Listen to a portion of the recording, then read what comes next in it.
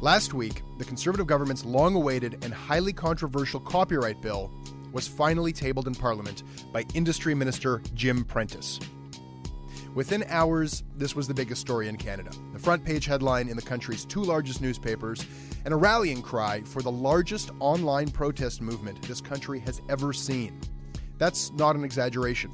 The Fair Copyright for Canada Facebook group now has over 65,000 members who are all very concerned about this bill. We are interested in it too. We've been reporting about it since last November when it was just a whisper in Ottawa, and we've since talked about it many times on Search Engine. And every time we have done that, we have called up Industry Minister Jim Prentice's office to ask him for an interview. And every time we're told the same thing. Minister Prentice will talk about the bill once it's tabled. Well, the bill is out. And true to his word, Minister Jim Prentice has granted us an interview. He agreed to 10 minutes on the phone with us, and you'll hear that conversation in a moment. First, though, a quick word about how we did this. The way we conducted this interview was that we asked our listeners through our blog to submit questions to the minister about how this bill would affect everyday scenarios in their lives if it becomes a law. We wanted to move past all of the anger and the outrage that's out there about this bill and try to just get some clarity, practical information about just what this bill will mean to the way that we communicate and listen and create. We have received hundreds of these scenarios. We whittled them down to a few essential ones for our 10-minute slot, and once I had Minister Prentice on the phone, I quickly got into them, and here's what that sounded like. Okay, Minister Prentice, let's begin with this first question submitted to us by a listener named Rose via email. She asks us, my grandfather had a vast collection of rare jazz records. When vinyl became obsolete, he repurchased most of them on CD.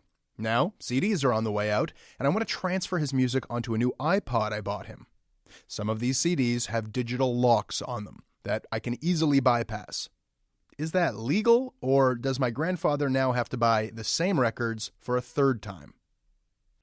Well, in terms of, you obviously want to get into some fairly technical aspects of the bill here. So let me say firstly that the challenge with the legislation is to strike the right balance between creators and consumers. And in terms of your grandfather as a consumer, assuming these are all CDs that he has purchased and he owns and has acquired them legally, which I would assume to be the case from your question. Let's hope so. Then he would be able to transfer those onto his iPod under the legislation.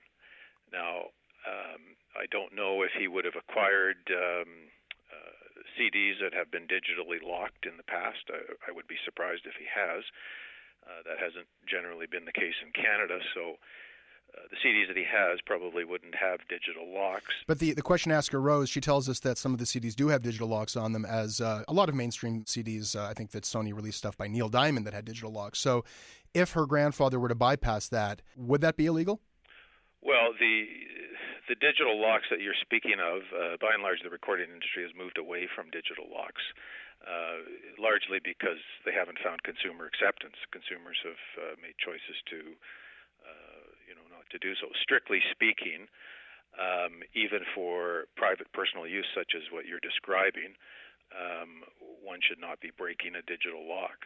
But the consequences of doing it for an individual consumer under this legislation are minimal. Well, I'm a little bit confused. Is it that you don't feel that the labels will bother to pursue those damages, or that they're not liable to those damages? Because my understanding is that in the event of a breakage of a digital lock, you could be on the hook for up to $20,000. Well, generally speaking, what I'm saying is that if the statutory damages are restricted to either the actual damage of the CD itself, which is $20, or even a $500 circumstance, there's going to be very little incentive for record companies or anyone else to pursue individual consumers. There are no fines, incidentally, as part of this. These are statutory damages that we are talking about. Right. There's no intent on the part. The term fine has been used here in much of the media coverage. This represents a complete misunderstanding of what is happening. So we should be careful to be clear about this. Though it may be very illegal to break a digital lock, and you may be on the hook for up to $20,000, you're only going to have to pay it if that's awarded in damages. Yeah, I think there. Unfortunately, there was some coverage, some media coverage prior to the copyright bill being tabled, which I think has managed to confuse quite a few people. There is no intent on the part of this government to send someone over to examine your iPod from the authorities. That's not what is happening here. Well, I want to follow up on those points. This is fairly complicated. I'm not sure if you've read the bill. The bill is very technical. It is. It's a long bill, and it's that length that I think people are having trouble deciphering through it. So, carry on. I'll follow up on a couple of these things, but let me just get through just a couple more of these scenarios. We've whittled this down from hundreds. Fred asks, what if I get caught and fined, and maybe I should amend his question, what if those damages are awarded? How much of that money will go to the creator? Every single penny of it goes to the creator because they'll be the person initiating the lawsuit. Now, does it go to the creator in terms of if go to their lawyers initially, but and if it's a musician, it would go to their label. Is there anything that you guys are doing to make sure that money actually finds its way to the actual creator of the work, so that the money? Well, the only one who can prosecute the action is the owner of the work. Because I know there's been a lot of criticism in the States that the thousands and thousands of lawsuits against private downloaders in the States, none of that money has actually gone into the pockets of the musicians. It's all the labels have absorbed that money. So I'm just wondering how we make sure that doesn't happen in Canada. Well, that won't happen in Canada because of this bill. I mean, this bill has essentially made it extremely difficult to have the kind of circumstance that has happened in the States where private music labels have initiated lawsuits against individual consumers. Under the bill that we've tabled, we've put in very specific exemptions that will make it very difficult for anybody to do that. This bill is one that is very protective, extremely protective of individual consumers. Speaking of the individual consumer, here's a question from Andrew McFarland, who wants to know if he goes overseas and he has a cell phone and he takes it to the corner store and has the guy unlock the cell phone so that he can use it overseas. Is that illegal?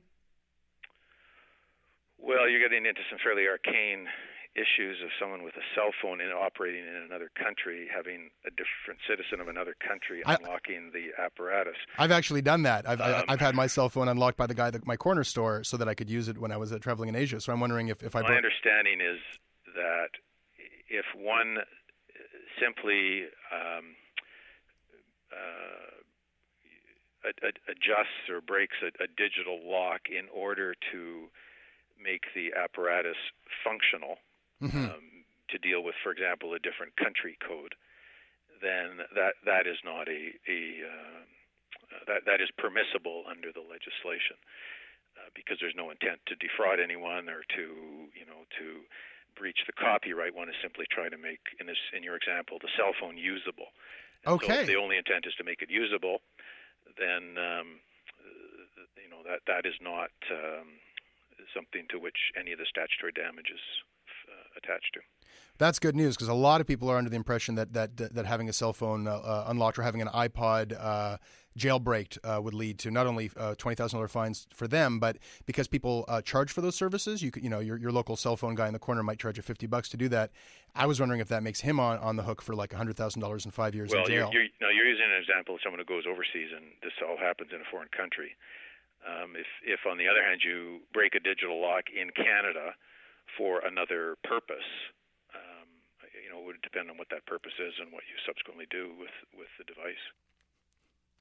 Okay, that's good to know. Anyway, that's I'm going to have to head out here. At this point, I have a cabinet meeting to get off to. But let me then take just a couple more minutes of your time just to ask to move away from these scenarios and ask. There's a fear that all of these new freedoms, the time shifting freedom and such that are afforded in this new bill, as long as there's a digital lock placed on the content, that sort of overrides any of those freedoms.